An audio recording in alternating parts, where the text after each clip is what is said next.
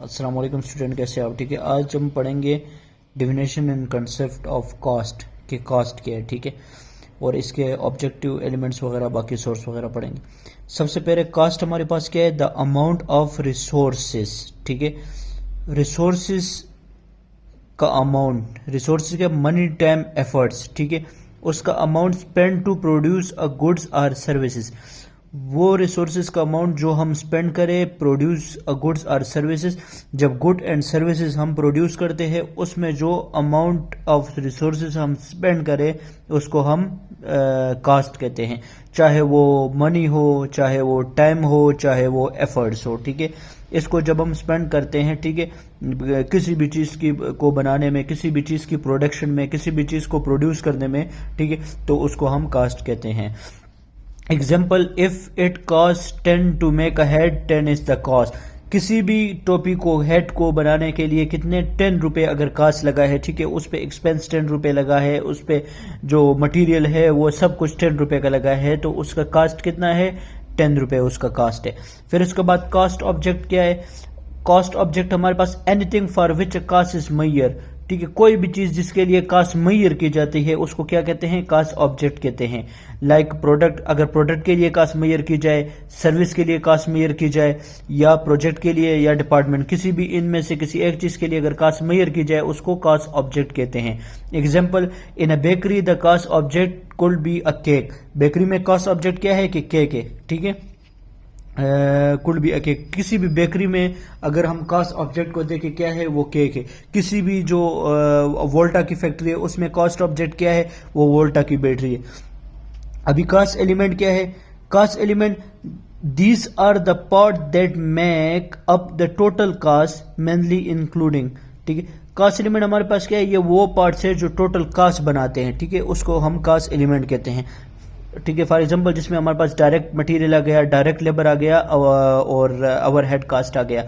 Direct material क्या है? Raw material is retrace to the product. ठीक है, रॉ मटेरियल, ठीक है, जो वो रॉ मटेरियल, डायरेक्ट मटेरियल क्या है? डायरेक्ट मटेरियल यानी रॉ मटेरियल, कंपनी का रॉ मटेरियल। ठीक है, उसको हम डायरेक्ट लेबर कहते हैं। Floor for a cake. ठीक है, केक के लिए क्या है? आटा, फ्लोर जो होते हैं ना वो केक के लिए, ठीक है, वो क्या है? वो मटेरियल है ना, तो वो हमारे पास डायरेक्ट मटेरियल आ जाएगा। उसके बाद डायरेक्ट लेबर क्या है? वो मतलब जो डायरेक्टली उसके साथ इन्वॉल्व होती है, जो चीज़ हम बनाते हैं उसके साथ डायरेक्टली इन्वॉल्व होती है, उसको हम डायरेक्ट मटेरियल कहते हैं। Raw material easily trace by the product. ठीक है, यानी रॉ मटेरियल उसके लिए जो बनाते हैं वो तो डायरेक्ट मटेरियल हो गया। और wages for a worker directly making to the product. हम जब जो भी बंदे, जो मजदूर वगैरह काम कर रहे हैं प्रोडक्ट बनाने में के लिए, उसको जो हम वेजेस, जो तनख्वाह देते हैं उसको क्या कहते हैं? वो डायरेक्ट लेबर हमारे पास हो गया। ओवरहेड कास्ट क्या है? Indirect cost like utilities. Overhead cost हमारे पास क्या है? इनडायरेक्ट कास्ट है। ठीक है, यानी एक तो डायरेक्ट है जो डायरेक्ट उससे रिलेटेड, और इनडायरेक्ट क्या है? जिस तरह हमारे पास बिजली का बिल हो गया, ठीक है, जिस तरह इलेक्ट्रिसिटी यूज होती है, ठीक है, ये हमारे पास ओवरहेड कास्ट हो गया। Source and uses of cost data, कि हम इसकी सोर्सेज क्या है और इसकी यूजेस क्या है। सोर्स हमारे पास accounting record, invoices, time sheets.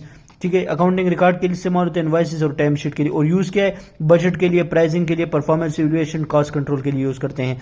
Cost accounting with financial accounting, हमारे पास कॉस्ट अकाउंटिंग क्या है और फाइनेंशियल अकाउंटिंग क्या है।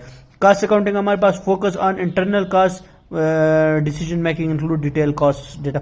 कॉस्ट अकाउंटिंग हमारे पास इंटरनल यूज होता है, यानी किसी भी प्रोडक्ट को के हम अगर कास्ट फाइंड करें, ठीक है, उसके मटेरियल की कास्ट फाइंड करें, फिर उसके बाद जो मैन्युफैक्चरिंग है वो कास्ट वगैरह सब कुछ जितने भी कास्ट फाइंड करते हैं इंटरनली होते हैं ना, यानी कास्ट अकाउंट हमारे पास फोकस करता है इंटरनली थिंग्स पे। और जो हमारे पास फाइनेंशियली अकाउंट है ना वो एक्सटर्नल थिंग्स पे जो है ना फोकस करता है। यानी इससे हम फाइनेंशियल स्टेटमेंट बनाते हैं जिसको हम शो करते हैं बाहर कंपनी में, जो इन्वेस्टर देखता है उसका, और उसके बाद जो है ना वो क्रेडिटर देखता है। ठीक है, और उसके बाद वो सारे लोग हमें लोन वगैरह दे देते हैं। फिर इसके बाद एक costing department and it's relationship with other department. ठीक है, कॉस्टिंग डिपार्टमेंट क्या है और उसका रिलेशनशिप अदर डिपार्टमेंट के साथ क्या है। Work with production, provide cost info for efficiency. Production department क्या करते हैं? वो कास्ट बताता है। सेल डिपार्टमेंट क्या करता है? Help with pricing strategies, pricing को बनाने में हेल्प करता है। एचआर डिपार्टमेंट क्या करता है? कि analyse labour cost, labour cost को एनालाइज करता है। ये तीन डिपार्टमेंट जो है ना इस तरह उसकी हेल्प कर रहे हैं। Role of cost accounting in management information system MIS में क्या रोल है इसका? MIS provide accurate cost data. सबसे पहले ये एक्यूरेट कास्ट डेटा देता है। Aiding manager in planning, planning में मैनेजर की हेल्प करता है। ऐड कहते हैं AID, ऐड कहते हैं हेल्प को, ठीक है। कंट्रोलिंग एंड डिसीजन मेकिंग, और उसके बाद कंट्रोल करता है और डिसीजन मेकिंग में भी हेल्प करता है। एग्जांपल क्या है? Help in forecasting cost for new project, help करता है कोई न्यू प्रोजेक्ट के लिए कास्ट बनाना है, यानी हम प्रिडिक्ट करें कि हम प्रोजेक्ट बना रहे उस पर हमारे 5 करोड़ रुपए लगेंगे, ठीक है। अगर 5 करोड़ 1 लाख 5 करोड़ 1 लाख या इससे 1 लाख ऊपर नीचे हो सकता है, लेकिन ज्यादा ऊपर नीचे नहीं होता है, ठीक है। तो इस तरह ये प्रिडिक्ट करते हैं। Uses of cost data, cost data को किस तरह यूज करते हैं? बजटिंग के लिए और प्राइसिंग के लिए यूज करते हैं। बजट, किसी भी बजट बनाने के लिए, ठीक है, budget estimate of revenue and expenses, ठीक है, उसको बनाने के लिए, और प्राइसिंग, किसी भी प्राइस को सेट करने के लिए इसको हम यूज करते हैं। ये हमारे पास जो सेमेस्टर 4 है ना, उसका सब्जेक्ट है कास्ट अकाउंटिंग, उसका है ये सारा। और इसमें जो है ना, ये जो पहला चैप्टर जो कोर्स आउटलाइन यूनिवर्सिटीज के मुताबिक दिया गया है, उसके पहले चैप्टर के ये सारे, इसमें ये सारा पहले चैप्टर में यही है कास्ट अकाउंटिंग में, ठीक है। इसके बाद इंशाल्लाह मैं क्वेश्चन वगैरह सब कुछ सॉल्व करूंगा। चैनल को सब्सक्राइब करें और वीडियो को लाइक करें, शेयर करना ना भूलिएगा, और इंशाल्लाह मिलते हैं नेक्स्ट वीडियो में। अल्लाह ने के बान।